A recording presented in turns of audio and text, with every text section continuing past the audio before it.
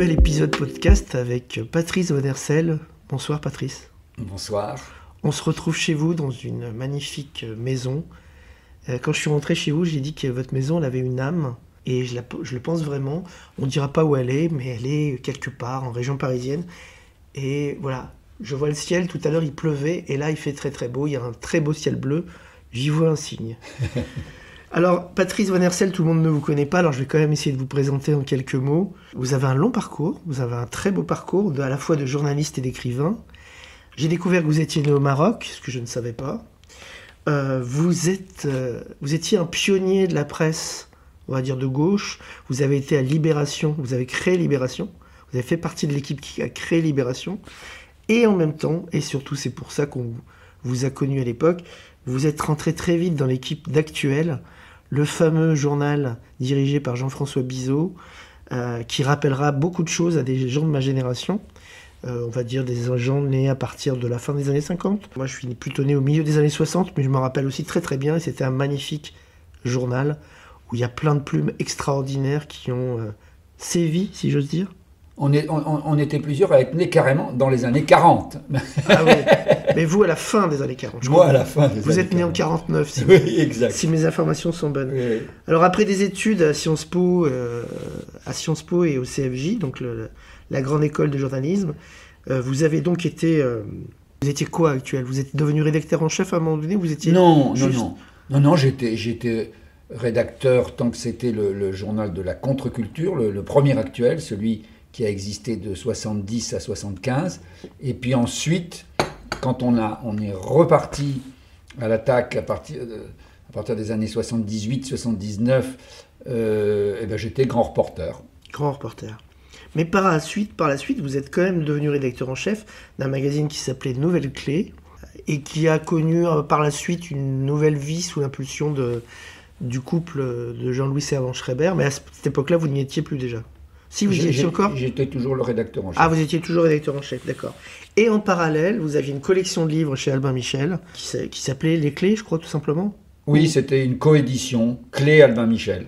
D'accord. Donc là, j'ai parlé de votre activité journalistique, mais vous avez aussi une activité d'auteur, et je dirais d'un auteur de best-seller que m'a fait découvrir. Je lui envoie un petit mot au passage.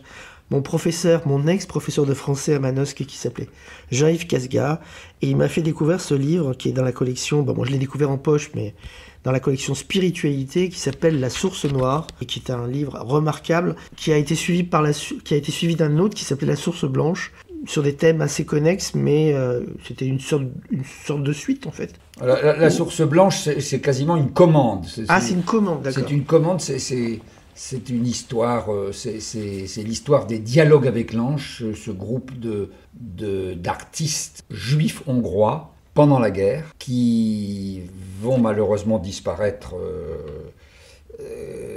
en déportation, mais qui ont laissé un message d'espoir extraordinaire, très paradoxalement un message de joie. Et la seule survivante, qui s'appelait Gita Malache, que j'avais rencontrée, m'avait dit « Ah bon, mais alors c'est toi qui as écrit La Source Noire, alors maintenant, est-ce que tu veux bien écrire La Source Blanche ?» Et j'étais étonné parce que je disais « Pourquoi pas ensuite La Source Bleue et La Source Verte et La Source Rouge ?» Et donc on avait accepté chez Grasset, puisque j'étais aux éditions Grasset à cette époque-là, on avait accepté provisoirement le titre, mais il n'a pas changé. C'est resté La Source Blanche. Avec un sous-titre qui est, je crois, Dialogue avec les anges. Oui. Le sous-titre, c'est l'étonnante histoire des Dialogues avec l'Ange. C'est ça. Et puis par ailleurs, pour faire un tour à peu près complet, vous avez tenu des chroniques, et notamment je me souviens d'une qui s'appelait « Et si c'était vrai », mais je ne savais pas que c'était vous. Et puis vous vous êtes intéressé aux animaux, par exemple aux dauphins, et aussi aux animaux qui soignent. Vous allez peut-être nous en dire deux mots, mais aussi à d'autres choses comme le taoïsme, comme la psychogénéalogie, qui est aussi passionnante. Bref, vous êtes tout terrain, j'ai envie de dire. Effectivement, une fois que vous tirez sur le fil les sujets sont innombrables. J'ai eu la chance incroyable, notamment grâce à Actuel quand même, au départ, c'est quand même Jean-François Bizot et Actuel qui font que j'ai pu voyager dans le monde entier à la poursuite des sujets qui me passionnaient. Et ça, c'était ça. Aujourd'hui, quand je parle avec des jeunes journalistes, ils me disent « mais quelle chance, alors tu pouvais… » Et effectivement, il fallait… Enfin, la condition, c'était qu'il fallait, puisqu'on était un groupe d'une dizaine de journalistes, sous la direction de Jean-François Bizot, il fallait convaincre les copains qu'il y avait là un sujet intéressant quelque part dans le monde. Et alors, c'est vrai que moi, les sujets qui me passionnaient, c'était des sujets que les autres auraient pu moquer un peu en disant « oui, mais toi, t'es intéressé par des trucs un peu mystérieux, un peu… » Au départ, même pas d'ailleurs, parce que La Source Noire, pour parler de ça, au début, donc La Source Noire qui traite à la fois des soins palliatifs et de ce qu'on appelle les expériences de mort imminente. Au départ, c'est parce que je tenais une chronique scientifique. On était à Actuel très intéressés par la science. On était plusieurs avec Jean-Pierre Lantin, Léon Mercadet en particulier. On écrivait des articles. Mais c'est vrai que moi, il y avait comme un malin petit diable ou peut-être un ange peut-être qui me poussait chaque fois sur des pistes qui allait se révéler en fin de compte spirituel, même si ça démarrait de manière tout à fait scientifique. Et c'est un peu ça le fil rouge de toute votre carrière, c'est quand même la science, mais la science dans toutes ses dimensions. C'est-à-dire pas uniquement la science institutionnelle, par exemple si on prend la médecine, vous vous intéressiez pas à la médecine telle qu'elle était enseignée au moment où vous en parliez, vous vous intéressiez à tout ce qu'il y avait autour. Oui et non, mais si je prends, alors ça c'est une histoire que j'ai racontée déjà 10 000 fois, mais si j'essaie de la résumer à outrance, quand je quitte Libération et je rejoins Actuel et on vit en communauté à ce moment-là dans une grande maison avec les copains et qu'on se met à s'intéresser à la science, moi ce qui me passionne, c'est vers 77, 78, 79, ce qui me passionne, c'est quelque chose qu'on découvre à l'époque et qui s'appelle les neurotransmetteurs. Les neurotransmetteurs, ça nous passionnait de façon dans l'absolu, mais ça nous passionnait très précisément aussi parce que, vous savez que nous avons en nous, tous là, nous échangeons, nous conversons, et cette conversation, elle est relayée à l'intérieur de votre corps et à l'intérieur du mien par toutes sortes de produits qui ressemblent fort à des drogues. Si les drogues agissent sur nous, c'est parce qu'elles se font passer, leurs molécules se font passer pour celles que nous avons en nous et qui sont des cousines, en quelque sorte. La morphine, l'héroïne, le LSD ou même le tétrahydrocannabinol du cannabis se font passer pour des choses que nous avons en nous, Nous sommes tous porteurs de drogues hyper puissantes et complètement légales. Et gratuites. Et gratuites. Enfin, il faut se nourrir quand même pour... Et donc, voilà, ça nous passionnait complètement. Et il y avait, a priori, chez moi en tous les cas, absolument aucune arrière-pensée spiritualiste. Simplement, quand je me retrouve à un moment donné à faire mon premier reportage aux États-Unis, parce que je n'étais jamais allé là-bas, j'avais une petite trentaine d'années. Au mi-temps des années 70, je m'intéresse à tout ça, mais c'est simplement en 1980 que j'entends dire, ou plutôt je lis dans la presse allemande, parce qu'on se répartissait un peu le monde. Moi, il se trouve que comme je suis à moitié allemand, germanophone. Je suis germanophone, donc y a pas, les copains, ils lisaient plutôt d'autres langues que l'allemand, donc moi j'avais le privilège de pouvoir déchiffrer la presse allemande. Et dans la presse allemande, et la presse tout à fait sérieuse, je découvre que des chercheurs américains ont découvert que, grâce à leurs études sur les neurotransmetteurs, que la fameuse expérience dont j'avais entendu parler, mais de très très loin, que des gens soi-disant morts cliniques, puis qu'on avait ranimés, racontaient une histoire, mais alors un conte de fées. Ils étaient sortis de leur corps et puis ils avaient voyagé dans des mondes extraordinaires, ils étaient entrés dans une lumière. Moi, je prenais pas ça au sérieux du tout, pas au sérieux du tout. Je me souviens même d'ailleurs de discussions avec des membres de ma famille qui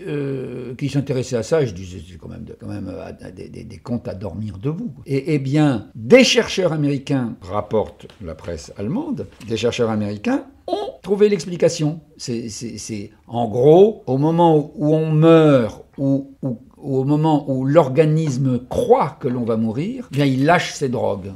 On a tous une sorte d'overdose endogène. On a une overdose. Et alors ça nous intéresse beaucoup. Alors nous, on s'intéressait à un certain nombre de drogues, je dois dire, très pratiquement, mais que des chercheurs puissent établir qu'au moment de mourir, on aurait tous une overdose avec une super hallucination, ça on trouvait ça très intéressant et drôle. Et drôle, même si c'était complètement iconoclaste, ça venait en gros, les visions de Sainte Thérèse d'Avila, c'est tout simplement l'effet d'une drogue. Hein, voilà. Peut-être de Jeanne d'Arc aussi. Jeanne d'Arc, tout.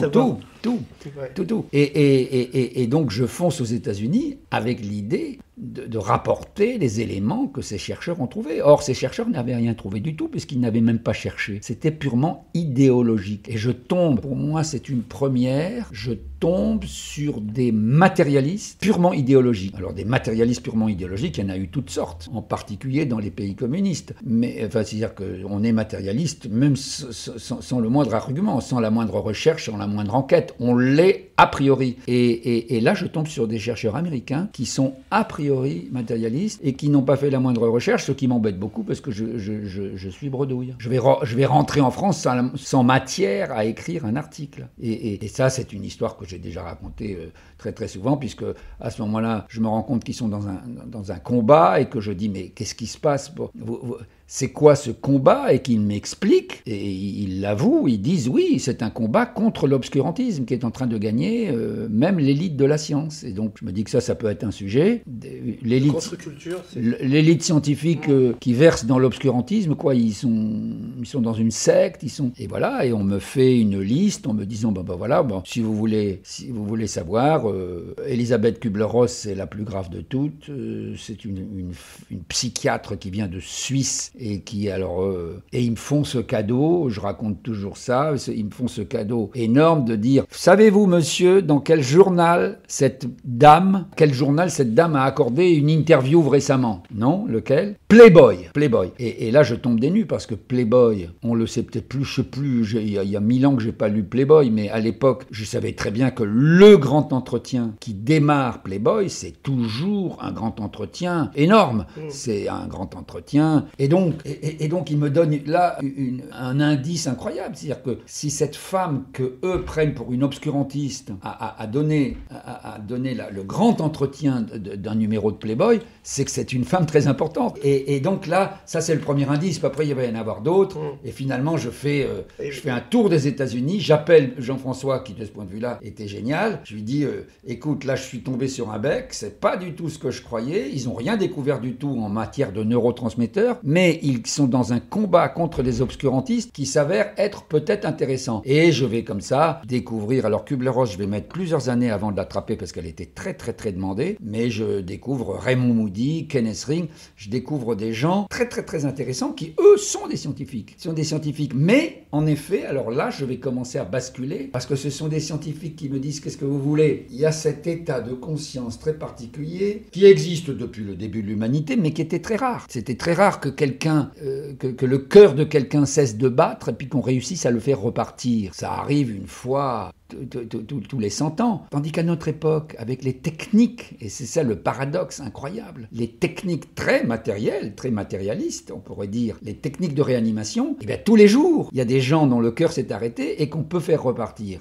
Et donc ça c'est complètement nouveau, ça n'a existé dans aucune autre civilisation. Et donc il faut recueillir les témoignages de ces gens, et on s'aperçoit qu'il y en a peut-être un cinquième ou un sixième qui racontent une histoire tellement dingue que leur vie a changé. Et donc ça, évidemment, ça donne un article. Alors après, Après, on va renvoyer nos auditeurs vers ce que vous avez écrit, et notamment La Source Noire, où il y a beaucoup de choses intéressantes. Ce qu'il faut quand même rajouter, une chose, c'est que très très vite, je m'aperçois que ces états de conscience très extraordinaires sont étudiés par des hommes. Pourquoi ça reste mais ce sont des hommes, systématiquement, des hommes très excités, parce que c'est un peu de la science-fiction, et que tous font référence à quelque chose qui est venu avant et qui a été mené par des femmes, dont Kübler-Ross est peut-être la meilleure représentante, et qui, elles, ne vont pas essayer de comprendre des états de conscience de science-fiction, je dis ça avec des gros guillemets, mais qui se sont tout simplement occupées de rouvrir le théâtre de la mort, parce que le théâtre de la mort, depuis toujours on meurt, et puis depuis toujours il y avait des rituels et des pratiques pour accompagner la personne qui va mourir, sauf que c'était tenu par les religions. Or, comme on est rentré dans un monde où les religions disparaissent, quoi qu'on pense, parce qu'elles sont encore là, les religions, moi je dirais pour le meilleur et pour le pire, parce qu'elles font souvent bien emmerdantes, les religions, sauf que même dans une zone intégriste aujourd'hui, et je vous fiche mon billet que peut-être même, enfin là je m'avance, mais peut-être même dans des zones ultra intégristes, il y en a sur la planète, si quelqu'un se fait renverser dans la rue par une bagnole, on crie pas vite un prêtre, ou vite un imam, on dit vite un docteur. Et de ce point de vue-là, on est bel et bien entré dans un temps sécularisé et donc la Source Noire parle de ces états de conscience extraordinaires, mais aussi et d'abord du travail qu'ont fait ces femmes pour inventer ce qu'on appelle aujourd'hui les soins palliatifs.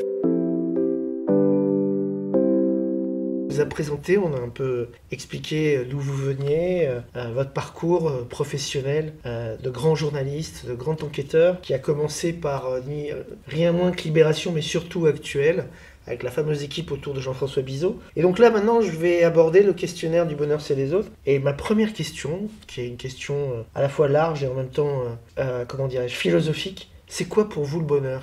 Quelle définition vous donneriez au bonheur ? Waouh ! Ah oui. Grosse question. Le bonheur, c'est quand tout est aligné. Alors ça, c'est une façon de botter en touche. Mais le bonheur, c'est quand physiquement, affectivement, intellectuellement et spirituellement, il y a une cohérence. Et c'est pas toujours évident. Le sommet du bonheur, pour moi, il est amoureux. Alors, à mesure que je vieillis, je commence à comprendre charnellement ce que ça veut dire que d'être amoureux, de façon générale, d'être amoureux du monde. Mais quand même, pour le moment, ça a été quand même essentiellement amoureux d'une femme. Or, amoureux d'une femme, parce que je suis bêtement hétéro, normé, c'est pas toujours aligné dans le sens où ça peut être passionné, mais alors à ce moment-là un peu parano, par exemple, ou alors très serein, mais pas si passionné que ça. Et donc le sommet, c'est d'arriver, c'est presque un oxymore, c'est d'avoir un calme brûlant, d'avoir, et ça arrive quelquefois, on est incandescent et calme en même temps. Et je le dis pas en théorie, je le dis parce que à certains moments de ma vie, j'ai eu cette chance et c'est absolument sublime. À ce moment-là, quand j'en parlais, par exemple avec quelqu'un que vous avez connu et qui s'appelle Daniel Flomenbaum et qui par son compagnon qui n'est plus de ce monde, qui s'appelait Didier Dumas, Daniel et Didier parlaient de ça, mais à l'époque, sans que j'ai pu y toucher moi-même exactement, en me disant, ça c'est le moment dont les Chinois disent que c'est l'éveil des merveilleux vaisseaux. C'est-à-dire que nous avons des vaisseaux, nous sommes parcourus... Daniel en a parlé, effectivement. Des merveilleux vaisseaux, ah bon, ouais, tout à c'est fait. Vrai. Et ça, l'éveil des merveilleux vaisseaux... pour donner une image un peu triviale, on parle quelquefois de monter au 7e ciel, mais là, c'est pas au 7e, c'est au 1000e ciel. Et ce qui est considéré d'habitude dans le bonheur amoureux comme le sommet, l'orgasme, l'orgasme, vous le regardez de tout à fait en haut. L'orgasme vous paraît quelque chose d'un peu simplé, mais c'est un moment de bonheur où vous ne contrôlez plus rien. C'est-à-dire que vous êtes complètement dépassé. Et donc là, il y a un autre oxymore en quelque sorte. C'est parce que le bonheur, est-ce que ce n'est pas d'être pleinement en possession de ses moyens, donc conscient, mais contrôlant ce qui se passe? Alors que là, moi, je vous parle d'un bonheur où on ne contrôle absolument plus rien et où on se dit mais qui a inventé ça? C'est-à-dire ça vous envahit, c'est physique, mais voilà, il n'y a plus de mots. En réalité, ça me fait penser à ce témoignage que m'ont fait beaucoup de gens puisque j'ai travaillé. On en parlait la dernière fois avec des gens, interviewé beaucoup de gens qui avaient vécu une expérience de mort imminente, ce que les anglo-saxons appellent near-death experience. Et j'étais souvent frappé par le fait que quand une personne comme ça a eu son cœur arrêté, et puis elle a vécu une expérience qui a bouleversé sa vie, et elle vous le raconte 20 ans ou 30 ans plus tard, elle se met à pleurer tout de suite. C'est-à-dire que c'est gravé. Quelquefois, ils ont changé de métier, ils ont quelquefois dû divorcer, d'ailleurs, leur vie a été complètement bouleversée. Mais ils commencent en général par vous dire, écoutez, monsieur, il n'y a strictement aucun mot humain qui puisse exprimer ça. Et quelquefois, ils s'arrêtent là. Une fois, après la publication de mon livre La Source Noire, j'ai été invité par un psychanalyste qui avait vécu une expérience de mort imminente et qui me disait « Mais que voulez-vous que je vous dise? Mais que voulez-vous que je vous dise ?» Je dis « Je ne sais pas, vous m'avez appelé pour que je vienne vous écouter, moi je vous écoute. »« Ah oui, mais que voulez-vous que je vous dise? Mais que voulez-vous que je vous dise ?» Parce que lui, en tant que psychanalyste, il se rendait bien compte que s'il me disait « Il n'y a aucun mot qui puisse exprimer le bonheur », à propos de bonheur, mais même le mot bonheur ne va pas. Mais donc, lui, en tant que psychanalyste, il était conscient du hiatus, et donc il balbutiait, il ne pouvait rien dire. Alors que la plupart des gens, hommes ou femmes, ils vous disent il n'y a strictement aucun mot, je ne peux pas, comment est-ce que vous voulez que je vous dise quelque chose qui va à toute vitesse et puis qui est immobile, quelque chose qui est brûlant mais complètement frais, quelque chose qui est comme 1 million d'orgasmes, c'est ça qui m'y fait penser. Et puis là, sans transition, il passe de ça à « il vous raconte une histoire ». Il vous raconte une histoire, ils sont sortis de leur corps, ils ont été dans une lumière, enfin ils ont rencontré tous leurs parents décédés qui étaient là, etc. Il vous raconte une magnifique histoire, mais comme s'ils avaient oublié qu'au début, voilà. Et donc pour moi, le bonheur, j'ai eu la chance de le connaître à certains moments un peu. Moi, j'ai pas vécu d'expérience de mort imminente, mais j'ai vécu quelque chose qui dépasse les mots. Mais j'ai essayé de... Et c'est des moments, c'est fugace, c'est quelque chose de tellement fort que ça ne peut pas durer extrêmement longtemps. Ah oui, mais alors, à mesure que je vieillis, ça se calme et c'est des grands moments. Et c'est des moments sereins et à ce moment-là, ça devient... Mais à ce moment-là, c'est tout simplement, je rejoins ce que disent les vieux sages depuis toujours, à savoir que c'est juste occuper ma place. Moi, j'ai eu la chance d'avoir des enfants, j'ai des petits-enfants, j'ai un toit au-dessus de ma tête, j'ai de quoi me nourrir. Je ne comprends pas les gens qui disent « Oh là là, mon pauvre vieux, la corvée des courses, tu dois aller faire les courses. » Mais comment? Attends, j'ai un peu d'argent, je peux aller acheter dans un magasin ou au marché de quoi nourrir ma famille, mais c'est le bonheur. Et ça, je proteste contre ceux qui disent la corvée des courses. Non, il n'y a pas de corvée. Quel souvenir heureux de votre enfance remonte spontanément à la surface? Je vous demande un souvenir qui remonte spontanément à la surface. Donc vous étiez petit à Paris, c'était où? Non, moi j'ai grandi jusqu'au baccalauréat, j'étais à Marrakech. À Marrakech, donc au Maroc. Ouais. Et donc... Ah bah, les souvenirs, moi je viens d'une famille très, j'ai eu de la chance, je viens d'une famille extraordinaire, moi je suis né de Adam et Ève. Ah carrément. Je ne croyais pas si vieux. Non, mais j'avais des parents amoureux, mais qui n'avaient pas de frères et pas de sœurs, donc quelque part ils n'avaient pas de famille. Il y avait quand même des grands-parents du côté de ma mère, mais les autres avaient tous disparu. Et donc, c'est pour ça que je dis Adam et Ève.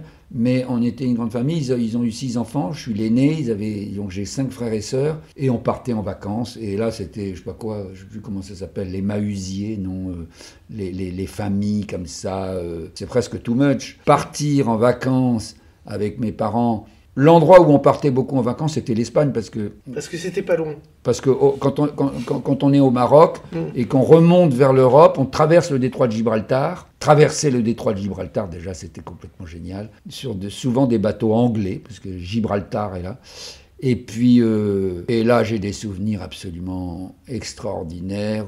J'ai une scène qui me vient, c'est je suis avec mon frère Thierry, qui est devenu un grand navigateur. Toute sa vie, il l'a passé sur les océans, dans des bateaux qu'au départ, il avait construits lui-même. On est tous les deux, on doit avoir 7-8 ans, et puis c'est le matin de bonne heure, et on va sur la plage. À l'époque, il n'y avait pas une maison du côté de Marbella, etc. C'était sauvage, ça paraît fou, hein, mais... Et on va se baigner, on se mouille pas, on trouve l'eau trop fraîche, et donc on est sur un matelas pneumatique, et il y a une dame très très très jolie, et Dieu sait si les petits garçons peuvent tomber amoureux des jolies dames. Il y a une dame qui vient, qui s'approche de nous en nageant tout doucement, et elle nous envoie des petites gouttes d'eau, comme ça. Et ce souvenir-là, c'est le premier qui me vient. J'imagine que dans toute votre carrière, vous avez lu énormément de livres, vous avez vu énormément de films, vous avez peut-être même aussi été allé au théâtre, vous avez probablement écouté énormément de musique et de chansons. Enfin, je ne connais pas tous vos goûts culturels, mais si je vous demande un livre, un film, une pièce, une chanson, un auteur qui vous a marqué de façon indélébile, vous me diriez qui ou quoi ? Moi, les auteurs qui m'ont accompagné quand j'ai commencé à devenir journaliste, parce qu'après, il y en a eu évidemment plein, mais quand j'étais encore jeune et puis que j'avais décidé de finalement pas devenir ingénieur, en partie à cause des livres que je lisais d'ailleurs, et que je voulais plutôt devenir finalement journaliste, il y en a 3. Il y a un trio qui sont Henri Miller, Arthur Koestler et Curcio Malaparte. Alors on va reprendre. Henri Miller, plutôt pour les écrits érotiques ou pour le reste ? Oh, tout est érotique avec lui. Tout était érotique. Ah oui, c'est érotique. Henri Miller, c'est... La vie est érotique. La vie est érotique, ouais. Et même quand il parle, je sais pas quoi, d'un paysage en Grèce ou dans le Lot, c'est érotique, c'est effectivement. Koestler, plutôt pour la partie concentrationnaire, le zéro à l'infini, ou autre chose ? Eh bien, les deux, mon général, c'est-à-dire que Koestler, c'est quelqu'un qui part quand même d'un idéal très politique, communiste, au départ, qui est quand même un de ceux qui ouvrent les yeux le plus vite. D'ailleurs, il va se faire vilipender par ceux qui sont restés staliniens très, très, très, très longtemps.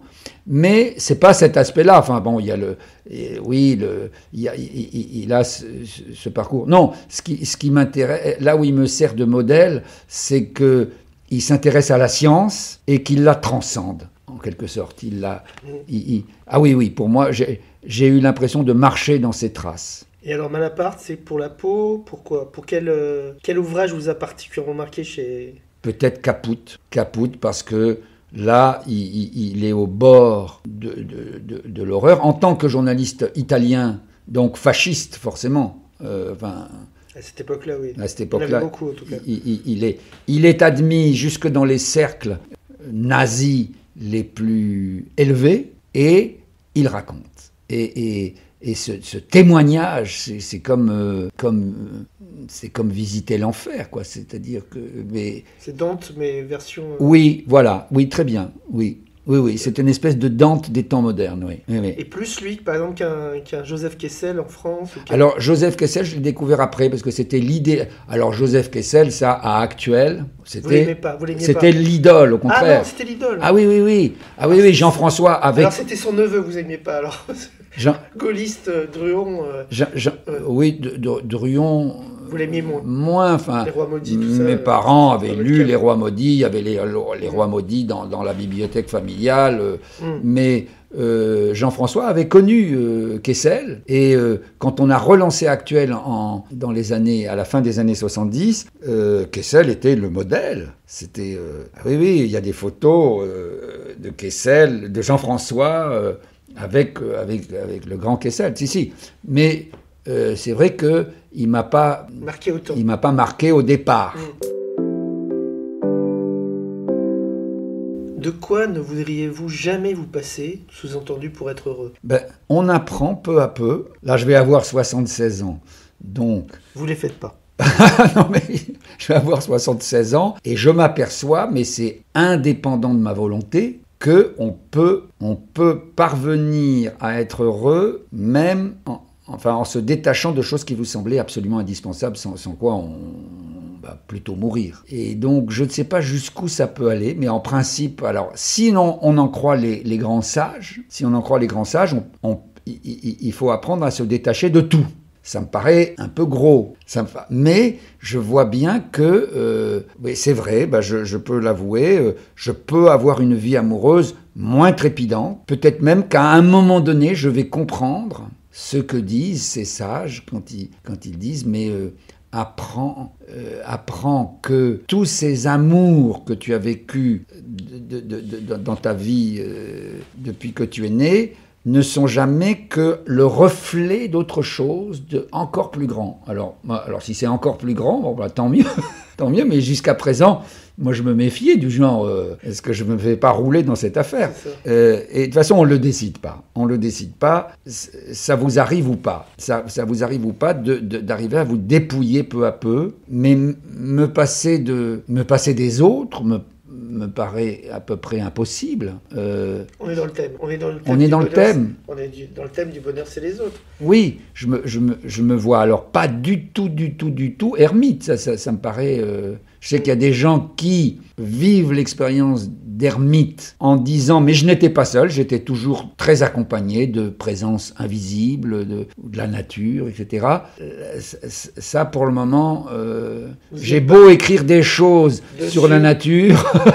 Non, c'est super la nature, c'est complètement magnifique, mais de ce point de vue-là, je suis... Pardon ? Mais vous avez besoin des autres. Vous avez besoin de... J'ai besoin des autres. Moi, j'avais une mère et puis j'ai une sœur. J'ai toute une partie de ma famille qui est très, très, très liée aux animaux. Moi, je me suis intéressé à un certain nombre d'animaux, en particulier, vous disiez, les dauphins. Mais c'est fantastique. Mais tout de même, les autres humains, vieux, jeunes, hommes, femmes, enfants, je ne sais pas comment je pourrais m'en passer. Vous avez besoin d'humanité.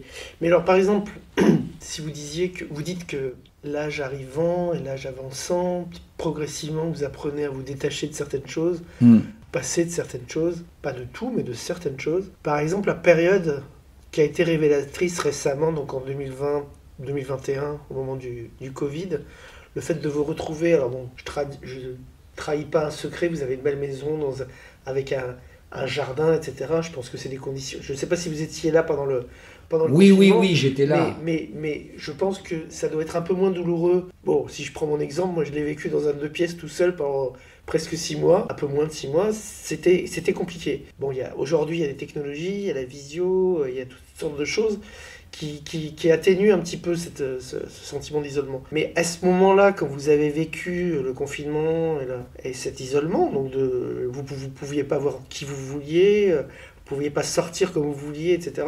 Est-ce que ça a eu une incidence sur... Est-ce que vous vous êtes dit, je ne suis pas encore arrivé au bout de la course, il y a encore des choses dont je n'arrive pas à me détacher? Pour moi, la période du confinement, ça a été formidable. Ça a été formidable. J'avais cette promenade d'1 heure par jour qui a fait que j'ai découvert les environs des endroits où je n'étais jamais allé. Quelquefois, on trichait un peu, on faisait un peu plus d'1 heure. Hein. Je donnais rendez-vous à un copain ou une copine pour faire cette balade ensemble. Mais surtout, j'étais peinard, moi, parce que j'ai de la chance, moi, d'avoir comme activité d'écrire. Et donc là, j'étais complètement peinard. Mais vous savez... Et c'est drôle parce que j'en ai parlé avec un de mes fils cet après-midi même. Il est éducateur, il s'occupe de gens qui vont mal, de toxicomanes et de gens et de SDF. Et il est très très très engagé dans son travail. Et il me parle de rapports. Et je lui ai demandé les références de ces rapports parce que je voudrais les citer. Où il est établi que, bien sûr, il y a des gens à qui ça a pesé énormément, des familles entières dans des petits appartements, des couples qui se sont déchirés, des familles monoparentales aussi, où ça s'est très très mal passé, mais il y a tout un tas de contre-exemples où le confinement a été très très bon, et je ne peux pas vous citer là, mais ce qu'on a dit à propos de ce confinement demande à être contrebalancé. Vous êtes un homme de mots, MOTS. Voilà, il suffit de vous lire dans La Source Noire ou dans d'autres livres ou dans les articles que vous avez faits. Vous avez une facilité naturelle à manipuler les mots. C'est quoi le mot de la langue française que vous préférez ou celui auquel vous pensez l'instantanément alors qu'on est face à face là? Un mot. Couleur. Couleur. Alors expliquez-nous pourquoi. Couleur. Couleur, parce que c'est dans la légende du cinquième rêve qui m'a servi pour présenter les dauphins. C'est une légende d'Indien Cherokee. Quand au début des temps, il n'y a rien, et rien s'ennuie, et rien fait un rêve, et c'est le premier rêve de la construction du monde. Et ce rêve que fait rien, c'est la lumière. Mais la lumière, c'est un long chemin qui va jusqu'aux couleurs. Et les couleurs, c'est la première apparition du monde. C'est le sans couleurs. Alors je sais pas, il faudrait imaginer peut-être un monde noir et blanc. Un monde noir et blanc, je crois qu'on supporterait pas. Certains animaux qui voient en noir et blanc. Alors il y a des animaux qui voient des couleurs différentes. Nous, ce que nous on appelle des couleurs, c'est très très relatif. Nous, on voit pas des fréquences plus basses que l'infrarouge, on voit pas, et plus élevées que l'ultraviolet, on voit pas. Donc ça, c'est sûr que ça, c'est très très relatif. Mais il y a toutes sortes de couleurs que nous ne connaissons pas et que les animaux voient. Mais voilà, bon, il m'est venu comme ça. Et alors, c'est une question qui est apparue récemment dans mon questionnaire, qui n'était pas donc spécifiquement pour vous, mais qui va vous coller comme un gant vu ce que vous écrivez, vu ce sur quoi vous avez enquêté, etc. Je ne demande pas aux gens s'ils croient ou non, ce qu'ils croient ou pas, s'ils sont pratiquants ou pas, tout ça, ça ne m'intéresse pas parce que ça, c'est de l'ordre de l'intime. Par contre, leur rapport à la spiritualité et le rapport, vous allez voir le lien, le rapport à l'après, à la mort, au final, pour vous qui avez tellement enquêté, qui avez tellement écrit là-dessus, c'est quoi le rapport? Vous le définirez comment, votre rapport à la spiritualité et à l'au-delà, même si l'expression au-delà, elle est un peu galvaudée? Alors ce sont deux choses, parce que moi j'ai fait un livre à un moment donné qui s'appelle « À la recherche de la vie intérieure », et ça commence par une déclaration de André Comte-Sponville, le philosophe, qui se dit athée, complètement athée pour lui. Athée pratiquant. Athée pratiquant. Mais dans une conférence qu'il donne un jour, il prononce le mot spiritualité. Et à la fin de la conférence, il y a quelqu'un qui lève le doigt, qui dit « Monsieur Comte-Sponville, je ne comprends pas. Vous nous avez parlé de spiritualité, alors que, par ailleurs, vous dites que vous êtes athée. » Et Comte-Sponville lui répond « Mais oui, j'ai une spiritualité parce que j'ai une vie intérieure. La spiritualité se réfère à une vie intérieure. Je considère que j'ai une vie intérieure et par ailleurs, je ne crois pas à une transcendance. Et donc, la spiritualité, je suis d'accord avec cette définition, c'est l'intériorité. C'est ce qu'on ne peut d'ailleurs pas vraiment dire. Ça rejoint la question de l'ineffable. C'est votre intériorité, vous pouvez essayer de me la dire, je peux essayer de la deviner, mais elle vous est propre et elle est complètement intime. Et mon intériorité, pareil. Alors que le rapport à la mort, alors évidemment, ça a un rapport, mais c'est pas sans lien, mais le rapport à la mort, pour moi, il a énormément évolué. Alors là, pour le coup, ça, c'est pas une constante.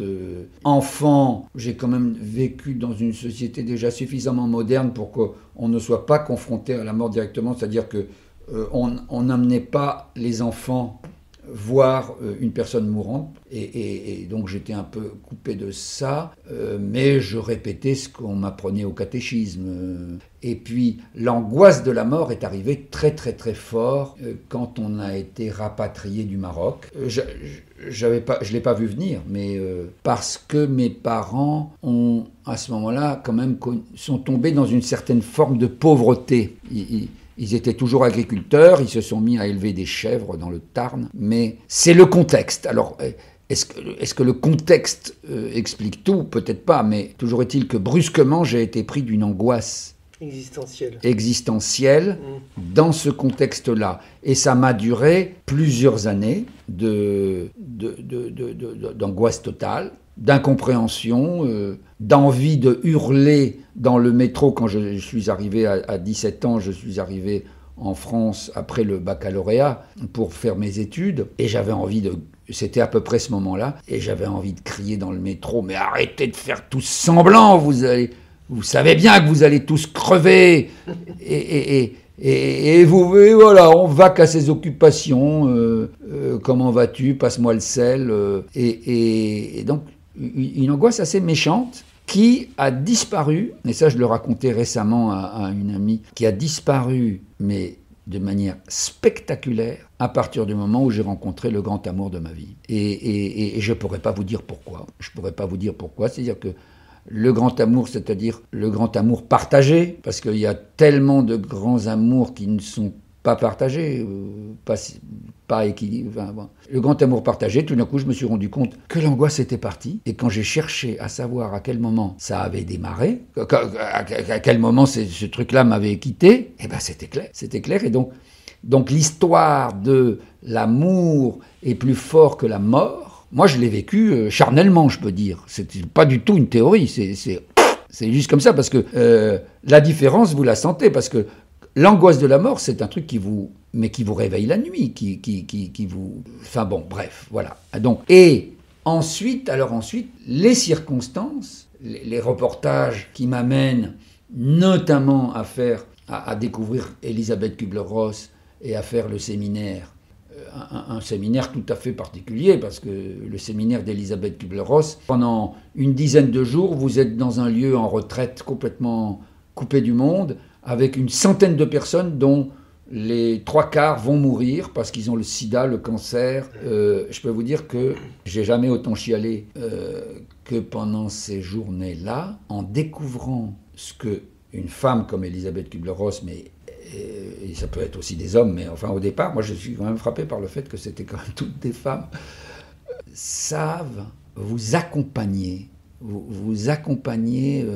Enfin, moi, j'étais pas mourant, mais je voyais bien ceux qui étaient très atteints, les accompagner jusqu'à leur faire traverser la souffrance et la peur. Leur faire traverser. Ça fait partie des choses possibles. Je l'ai vu de mes yeux. Et au bout de ce séminaire, des gens que vous aviez vus souffrir de la peur et puis de tout ce qui sortait de noir, enfin de triste de leur vie, parce que cette femme parce qu'elle avait été violée par son père, cet homme parce que c'était un vétéran du Vietnam et qu'il ne se remettait pas des massacres qu'il avait lui-même provoqués, etc., etc.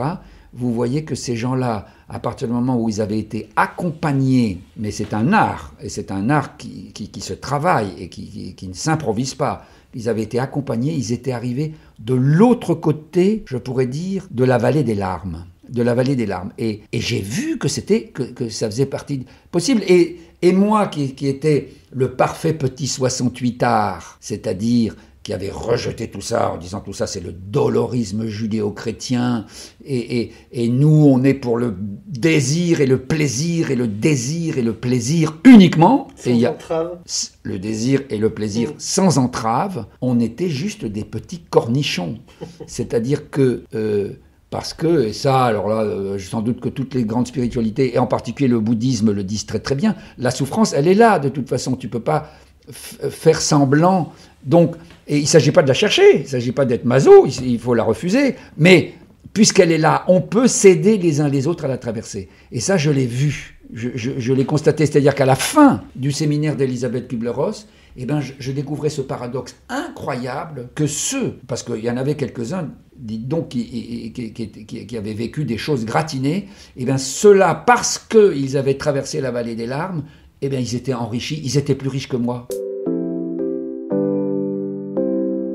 Est-ce que vous doutez souvent dans l'existence? Et si oui, est-ce que vous doutez plutôt de vous ou plutôt des autres? Oh ben, je doute de moi, oui, ça c'est sûr. Là, je suis en train de terminer un livre et le doute est total de dire, mais attends, est-ce que j'ai pas atteint, comment ça s'appelle, le principe de Péter, c'est-à-dire qu'on progresse, puis à un moment donné, on se cogne à un espèce de plafond de verre d'incompétence. Est-ce que je suis pas devenu un vieux gâteux, quoi?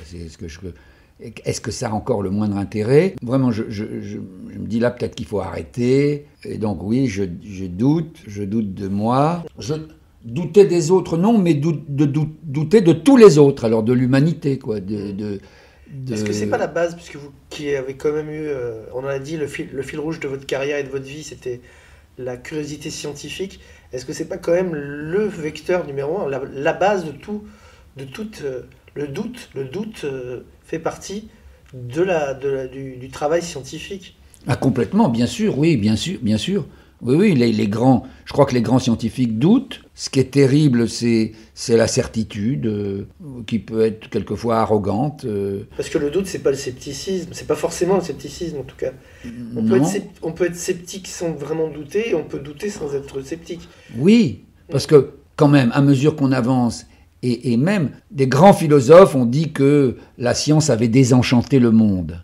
Mais nous, quand je dis nous, dans ce cas-là, c'est vraiment l'équipe d'actuel, parce que ça a vraiment été structurant pour moi. On trouvait que la science réenchantait le monde, on le trouvait extraordinaire. Enfin, je veux dire, ce que trouvent les scientifiques, c'est complètement prodigieux, que ce soit dans l'infiniment petit ou dans l'infiniment grand, dans l'exploration du vivant, l'exploration du cerveau. J'ai fait une série d'entretiens qui s'appelait « Votre cerveau n'a pas fini de vous étonner ». C'est vrai que plus on va et plus on découvre. Mais si on met ça dans une perspective maximale, on s'aperçoit qu'on ne sait peut-être pas grand-chose. C'est-à-dire que c'est tellement infini ce qui nous reste à découvrir qu'on ne peut qu'être frappé. Mais je crois que les grands scientifiques, ils sont très humbles, quoi. Ils pensent pas du tout avoir à peu près fait le tour de la question. Et ceux qui sont un peu inquiétants à notre époque, c'est pas tellement les scientifiques, mais c'est plutôt les techno-scientifiques, les transhumanistes par exemple, qui disent mais l'avenir de toute façon, on va réussir à faire passer la conscience dans des ordinateurs. Les ordinateurs vont d'ailleurs peu à peu nous dépasser. Dans le fond, nous sommes le chaînon manquant entre le singe et l'ordinateur. Et ça, c'est quand même très très arrogant, même si c'est vrai qu'ils mettent au point des engins d'une puissance absolument considérable, ça c'est sûr, et qu'on a intérêt à surveiller. Mais voilà, oui, le doute. Je pense à Elon Musk particulièrement, par exemple. Elon Musk, il me déçoit, oui. Il me déçoit parce qu'au début, je le trouvais plutôt... il était critiquable parce que c'est un capitaliste total. Mais là, oui, Elon Musk. Pour quel défaut de vos contemporains vous avez le plus d'indulgence ? Le défaut, l'égotisme. L'égotisme, moi je. Quelque part, c'est ce qui est le plus insupportable, et en même temps, c'est ce qui est le plus compréhensible. Chacun veut exister. J'écoutais une émission hier sur des jeunes délinquants qui sont très très fiers d'avoir tué, par exemple, et très très fiers d'aller en tôle, parce que aller en tôle, ça vous pose un homme quand même. Ça rejoint d'autres qui veulent mourir en martyrs, en tuant un maximum autour d'eux. Enfin, finalement, c'est vouloir exister. C'est insupportable. C'est marrant, mais j'y avais jamais pensé sous cette forme-là. C'est à la fois insupportable et on a envie vraiment de leur donner des baffes. Et en même temps, c'est ce qui est le plus compréhensible parce que chacun veut exister et ne se rend pas forcément compte qu'il y a moyen d'exister autrement. Avoir son quart d'heure de célébrité au Harolien. Oui, son quart d'heure de célébrité, oui. On est un pays globalement pessimiste. Enfin, toutes les enquêtes, année après année, nous montrent les Français comme un peuple pessimiste. Parmi les pays occidentaux, on est de très loin le pays le plus pessimiste, mais même globalement, à l'échelle mondiale, on est l'antépénultième, je crois, après des pays comme l'Afghanistan, le Bangladesh, enfin des pays comme ça. Je suis même pas sûr d'ailleurs, le Bangladesh. Donc on est un pays très pessimiste, mais moi, je rencontre plutôt, depuis que je fais ce podcast, des gens qui me disent être optimistes. Et je leur demande, ok, qu'est-ce qui vous rend optimiste pour l'avenir ? Vous, est-ce que vous vous considérez comme optimiste ? Et qu'est-ce qui vous rend optimiste pour l'avenir ? C'est une bagarre permanente, parce que je crois que, au fond de moi, je crois que je suis très pessimiste.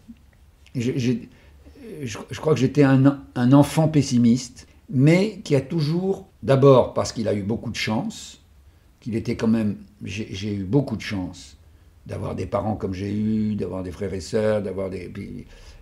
Et donc j'ai toujours combattu ce pessimisme qui fait que dans les différents collectifs auxquels j'ai pu participer, on me considérait comme celui qui amène de la bonne humeur. et celui qui est optimiste. Et effectivement, je rapportais.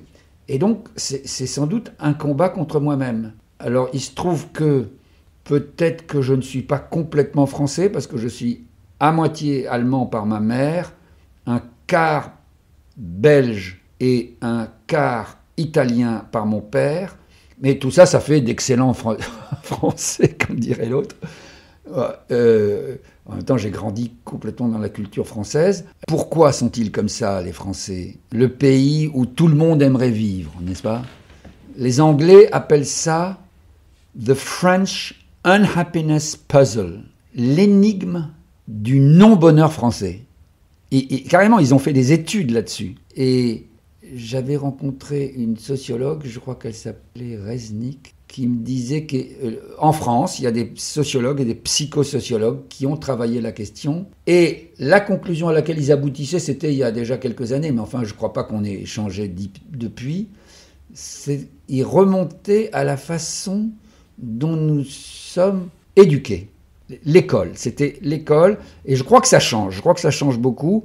Mais moi, j'ai souvenir de professeurs, ce qu'on appelait le lycée, mais maintenant ça serait le collège, ça serait 6e, 5e, 4e, 3e, de profs qui nous disaient, dès le début, dès la première heure de la première journée, « Bonjour les cancres ». Bonjour les cancres, j'ai jamais vu une classe aussi nulle. Ce qui paraît inimaginable. Ma fille a fini ses études aux États-Unis, et elle dit, mais c'est incroyable, l'inverse. Aux États-Unis, ils poussent dans l'excès inverse. C'est du genre, bonjour les champions, vous êtes géniaux, mais ça change beaucoup de choses quand même. Ça change beaucoup de choses. Et j'avais interviewé un grand professeur d'ophtalmologie qui travaillait à l'hôpital des 15-20 à la Bastille, qui avait inventé je ne sais plus quoi, un truc énorme qui lui avait valu une notoriété internationale. Et il avait travaillé un peu aux États-Unis lui aussi, et il avait amené ses enfants avec lui, et il était stupéfait. Il était stupéfait de la différence. Alors, est-ce que le fait d'avoir été considéré comme nul à l'école, ça vous marque pas? Ça a complètement changé. Moi, j'ai vu mes enfants quand même à l'école primaire. Ils ont eu des instituteurs, des institutrices géniaux qui les ont pas du tout brimés comme ça. Mais il y a là un fond. Voilà. Là, il y a quelque chose à creuser de ce côté-là. Qu'est-ce qui, tout simplement, on peut vous souhaiter pour les prochaines semaines ou pour les prochains mois à titre individuel pour être heureux? De quoi va être fait votre bonheur dans les prochaines semaines et les prochains mois? Je termine un bouquin, donc merci de me souhaiter de réussir à le terminer avec une bonne inspiration. Je suis entouré de 2 ou 3 personnes, des femmes qui ont des maladies, et ça compte. Qu'elles guérissent. Ça c'est certain. C'est certain. Je vais avoir un 7e petit enfant en janvier. Je sais que c'est une fille. On sait déjà que c'est une fille, et voilà, ça va être très important. D'une manière générale, le sort de mes petits-enfants compte. Le monde va reposer sur leurs épaules. Il semblerait que des épreuves assez lourdes arrivent à l'horizon. Il faut qu'ils soient costauds. On leur souhaite, et puis ils seront costauds parce qu'ils ont un grand-père exceptionnel. Alors on vous remercie de nous avoir reçus dans ce podcast Le Bonheur c'est les autres, et on vous dit à très bientôt, et donc on lira avec attention vos précédents ouvrages et le futur qui sortira bientôt. D'accord. Merci beaucoup Gérard. Merci beaucoup Patrice.